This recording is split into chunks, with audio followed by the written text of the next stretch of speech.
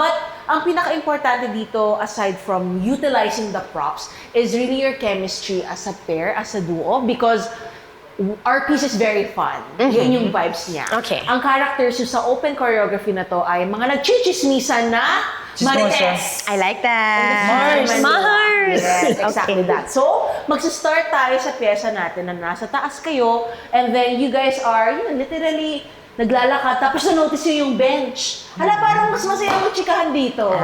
Kaya dito kayo nag-sayaw at nag-chikahan. Why not? Why not? Let's do it. Try na natin. Pwede pala yun, no? Pwede pala yun. Pwedeng So, pwede. meron lang mga gagawin dito na floor works, pero nasa taas. May susuot sa ilalim. Merong tatalon. Merong bubuhatin.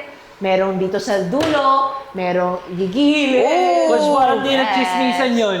Ay, hindi naman chismisan Hindi yun. nagchismisan yun. Kailangan natin bonggahan yung pagchichismisan Yeah, para may bugs sa coach. Ganito Muntikan ko na nga magchismisan. pagbuhat sa inyo to eh. Pero dahil medyo, may ano pa naman ako. May awa. Pagmamahal pa naman ako natitira sa inyo, guys. Kaya favorite kita Oo, ko, hindi ko Cheng. na pinabuhat sa inyo. Hindi pa last episode, Hindi coach. pa. Yeah. Next time over the head.